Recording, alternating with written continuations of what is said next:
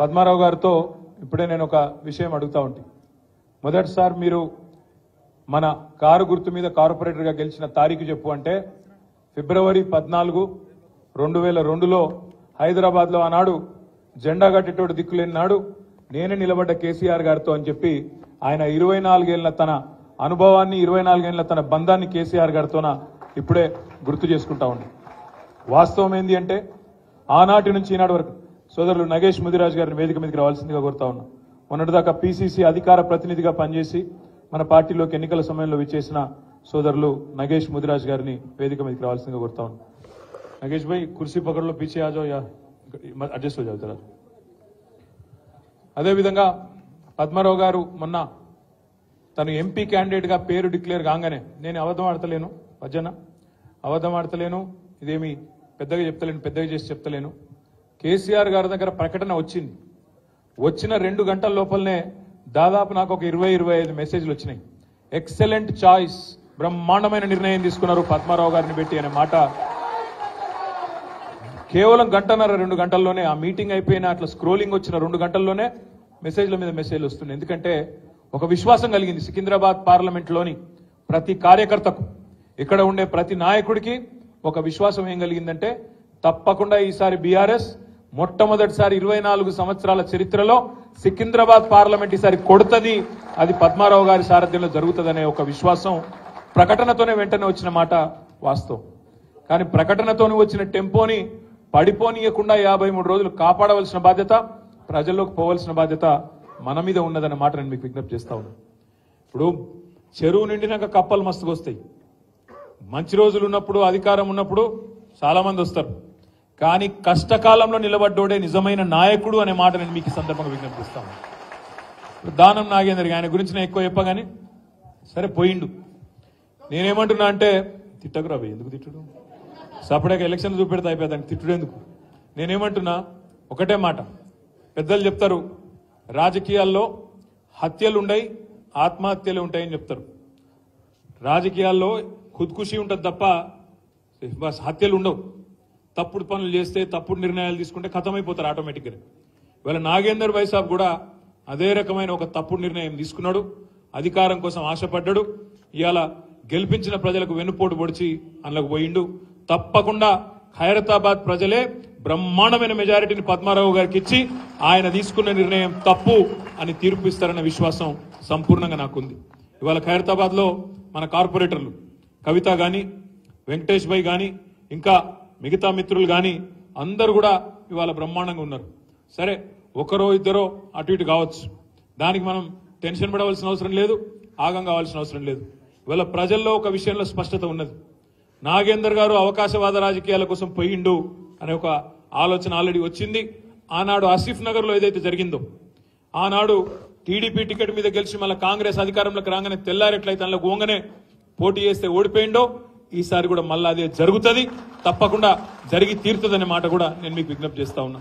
ఇంకొక మాట కూడా నేను చెప్తా ఉన్నా, పెద్దలు చెప్తారు 2 పడవల ప్రయాణం ఎప్పుడు మంచిది కాదు, ఎటుంటే గట్టే ఉండాలి. కష్టమైన నష్టమైన ఒక సంస్థ ఎంచుకున్నప్పుడు దానిలోనే గట్టిగా నిలబడాలి. ఇవాళ ఆయన అక్కడో కన్ను, ఇక్కడో కన్ను, ఇక్కడో కాలు, అక్కడో కాలేస్తే అదేదో చెప్తారు దోబికా కుత్తా అన్నట్టు అవుతుంది పరిస్థితి, ఎటు కాకుండా అవుతాడు. ఆల్రెడీ ఇంకొక మాట, మనం స్పీకర్కి ఇప్పటికే కంప్లైంట్ ఇచ్చినాం, స్పీకర్ గారి దగ్గర పోయినాం, ఈయనను వెంటనే అనర్హుడుగా ప్రకటించాలని చెప్తున్నాం.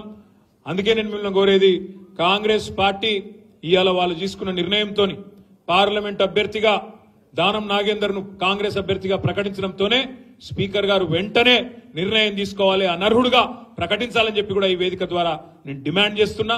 తప్పకుండా స్పీకర్ గారికి రాజకీయ ఒత్తిళ్లకు లోబడి ముఖ్యమంత్రి ఇంకొకలో చెప్తే ఆ ఒత్తిడి కనుక స్పీకర్ గారు లోనైతే వదిలిపెట్టము, సుప్రీంకోర్టు దాకానన్నా పోతాం, కానీ నాగేందర్ ను అనర్హుడిని చేసేదాకా ఇడిచిపెట్టమనే మాట కూడా తప్పకుండా మీకు విజ్ఞప్తి చేస్తా ఉన్నాం. అందుకే మా సోదరులు ఖైరతాబాద్ లో ఉండే నాయకులు కార్యకర్తలకు ఉన్న విజ్ఞప్తి, ఇక్కడ ఉప ఎన్నిక రాబోతా ఉన్నది, 3-4 నెలలనే ఉప ఎన్నిక వస్తున్నది, దానికి కూడా తయారు కావాలి. తప్పకుండా ఈ ద్రోహం చేసిన నాయకులకు బుద్ధి చెప్పాలని చెప్పి కూడా నేను మీకు విజ్ఞప్తి చేస్తున్నా. ఇంకొక మాట కూడా నేను మీకు విజ్ఞప్తి చేస్తా ఉన్నా, ఈసారి నిజంగా చెప్పాలంటే సికింద్రాబాద్ లా పోటీ మనకు కాంగ్రెస్ తో లేదు. కాంగ్రెస్ అనేది లేనే లేదు, 3వ స్థానమో ఇంకెవడన్నా వస్తే 4వ స్థానం పోయినా ఆశ్చర్యం లేదు. ఎందుకంటే ఇక్కడ కాంగ్రెస్ ను సీరియస్ గా చూస్తలేరు, నాగేందర్ని అంతకంటే సీరియస్గా ఎవరు తీసుకుంటలేరు. మొన్న ఆయన తీసుకున్న నిర్ణయంతోనే ఆయన మొత్తం పాతాలని పడిపోయిండు. ప్రజలు కూడా సీరియస్గా తీసుకుంటలేరు. ఎవరైనా పోయి ఓటు అడిగితే కూడా గీన కోటేస్తే మన కాడికి వచ్చింది పరిస్థితి. కాబట్టి మన పోటీ ఉన్నదల్లా భారతీయ జనతా పార్టీతోని కిషన్ రెడ్డితోనే మనకు పోటీ ఉంటుంది. ఇక కిషన్ రెడ్డి గారు ఎంత గొప్పోడు అంటే మీకు తెలుసు నాకంటే బాగా. ఇక ఆయన ఏం చేసిండో మీకే తెలుసు. ఈసారి పోయినసారి ఏమైందంటే తంతె గారెల బుట్టలో పడ్డట్టు అయింది ఆయన పని. మా వెంకటేష్ అన్న ఏం చేసిండు, అంబర్పేటలో కాలికి బల్పం కట్టుకొని తిరిగి 2014 నుంచి 18 వరకు బ్రహ్మాండంగా పనిచేస్తే ప్రజలు ఆశీర్వదించి ఆనాడు 18లో కిషన్ రెడ్డిని ఇంటికి పంపించిండ్రు, కాలేరు వెంకటేష్ గారిని అసెంబ్లీకి పంపించిండ్రు 1000 ఓట్లతో. కానీ అప్పుడు స్వల్ప మెజారిటీతో గెలిచినాం, 1000 ఓట్లతోనే గెలిచినాం. కానీ వెంకటేష్ అన్న 2018 నుంచి 23 దాకా బ్రహ్మాండంగా పనిచేసిండు, ప్రజల మనసు గెలుచుకున్నాడు. అర్థమైంది కిషన్ రెడ్డి బైసాబ్. ఎందుకంటే ఇక ఈసారి అంబర్పేటలో మన పప్పులు ఉడకై అనవసరంగా పోటీ చేసి ఇజ్జత్ ఖరాబ్ చేసుకుంటూ ఎందుకు అనుకున్నాడేమో తప్పించుకొని పారిపోయిండు, వేరేటోళ్ళు నిలబెట్టిండు. లాస్ట్ టైం ఏమైంది, 18లో అసెంబ్లీకి ఓడిపోయిండు కదా, అయ్యో పాపం అని చెప్పి పార్లమెంట్లో ఓట్లు వేసిర్రు. ఆ సానుభూతిలో తాంతెగారల బుట్లో పడ్డట్టు పోయి ఆయన పార్లమెంట్లో పడ్డాడు. కిస్మత్ బాగుంది, కేంద్ర మంత్రి కూడా అయ్యిండు. ఈసారి సానుభూతి లేదు, మను లేదు. ఎందుకంటే ఓడిపోలేదు, నిలబడలేదు, ఓడిపోలేదు. రెండోది 5 ఏళ్లు పార్లమెంట్లో కేంద్ర మంత్రిగా ఏం చేసిండయ్యా కిషన్ రెడ్డి గారు అని ఎవరినైనా అడిగితే ఆయన చేసిన గొప్ప పనులు 3 పనులు. ఒకటి, కరోనా వచ్చింది. అవి చూసినా, కరోనా వస్తే వేరే నాయకులేమో అన్నదానాలు చేసిండ్రు, హాస్పిటల్ల డొనేషన్లు ఇచ్చిండ్రు, అంబులెన్స్లు ఇచ్చిండ్రు, చాలా వేరే పనులు చేసిండ్రు.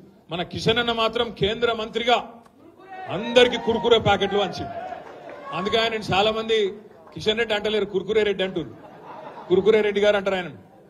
మొన్న కేసీఆర్ గారు ప్రపంచంలోనే అతిపెద్దదైన ముఖ్యమంత్రిగా ఉండే ఆనాడు కేసీఆర్ గారు అతిపెద్దదైన లిఫ్ట్ ఇరిగేషన్ ప్రాజెక్టు ప్రపంచంలోనే కాళేశ్వరం ప్రాజెక్టు కేసీఆర్ గారు ప్రారంభోత్సవం చేసిండు. కిషన్ అన్నకు కూడా ఆలోచన వచ్చింది, మరి కేసీఆర్ గారు లిఫ్ట్ ఇరిగేషన్ చాలు చేసిండు కదా, నేను కూడా చేయాలి ఏదన్నా అని చెప్పి సీతాఫల్ మండి రైల్వే స్టేషన్ మేనేజర్ ఫోన్ చేసిండట. అరే ఏం చేయాలి రా భయ్ అని అంటే ఆయన చెప్పినట్టు, సార్ ఇక్కడ 2 లిఫ్టులు చాలు చేస్తే అందుకున్నాయి, నువ్వు వచ్చి జర రైల్వే స్టేషన్లలో లిఫ్టులు చాలు చేయంటే ఆ 2 లిఫ్టులు చాలు చేసిండు వచ్చి. గంత గొప్పోడు. మొన్న ఆఖరికి మా నాంపల్లి కాన్స్టిట్యున్సీలా గుడిమల్కాపూర్లా సింటెక్స్ ట్యాంకులు ఓపెన్ చేస్తాడు కేంద్ర మంత్రి. ఇప్పుడే మా చిచ్చయ్య చెప్పిండు, మారేడుపల్లిలో కిషన్ రెడ్డి గారు చేసిన అతి గొప్ప పని ఏంటంటే మారేడుపల్లి ఎంఆర్ఓ ఆఫీసులో రేకుల షెడ్ ఇచ్చిండు. అంత తప్ప ఈ 5 ఏళ్లు హైదరాబాద్ లో మూసీకి వరదలు వచ్చినా రూపాయి దేలే, పైసా సాయం చేయలే. కనీసం సొంత నియోజకవర్గం అంబర్పేటలో ఎక్కడనైతే 15 ఏళ్లు ఎమ్మెల్యేగా ఉండేనో వాళ్ళ కేంద్ర ప్రభుత్వ ఆధీనంలో ఉండే ఒక ఫ్లైఓవర్ కట్టించాయ మగాయన అంటే మొగడా అంటే అది కూడా శాతగాలే.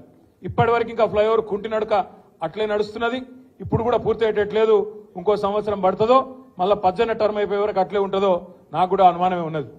పక్కకు ఉప్పలు, ఆ ఫ్లైఓవర్, ఈ 2 ఫ్లైఓవర్లు మొత్తం హైదరాబాద్ లో 2 ఫ్లైఓవర్లు ఇచ్చినాం కేంద్ర ప్రభుత్వానికి. అది కూడా గుంజుకున్నారు వాళ్ళు, మేము ఇయ్యలే. ఆనాడు మనం ప్రభుత్వంలో ఉన్నప్పుడు మనం చెప్పినాం, అరే మేము మంచిగా కడతామా, జల్దీ కడతాం, మాకు అప్పజెప్పురి, మీకెందుకు ఇవి అంటే లేదు ఇది NH నేషనల్ హైవే, కేంద్ర ప్రభుత్వ రోడ్లు ఇవి, మేమే కడతామని తీసుకొని బల్మిట్కి గుంజుకున్నారు. మొత్తం వాళ్ళకంటే ఎక్కువ పైసలు మనమే పెట్టిన వల్ల, కానీ గుంజుకున్నారు, తీసుకున్నారు. 2 ఫ్లైఓవర్లు ఇప్పటికి కూడా పూర్తి కాలే. అదే కేసీఆర్ గారి ప్రభుత్వంలో హైదరాబాద్ లో 36-37 ఫ్లైఓవర్లు పూర్తి చేసినాం. నిన్నగాక మొన్న రేవంత్ రెడ్డి పోయి బైరామల్ కూడా చాలు చేసిన ఫ్లైఓవర్ కూడా మనం కట్టించిన ఫ్లైఓవర్ అనే మాట నేను మీకు విజ్ఞప్తి చేస్తా ఉన్నా. అందుకే మీరు ఎవరన్నా అడిగితే కిషన్ రెడ్డికి ఎందుకు ఓటేయద్దు అంటే ఒకటి అంబర్పేట ఫ్లైఓవర్ చూసి రమ్మని చెప్పుండ్రు. అంబర్పేట ఫ్లైఓవర్ ఎట్లున్నది, అదే హైదరాబాద్ లోని మిగతా 36 ఫ్లైఓవర్లు కేసీఆర్ కట్టిన ఎట్లున్నాయో అదొక్కటి చూస్తే మీరు చాలు.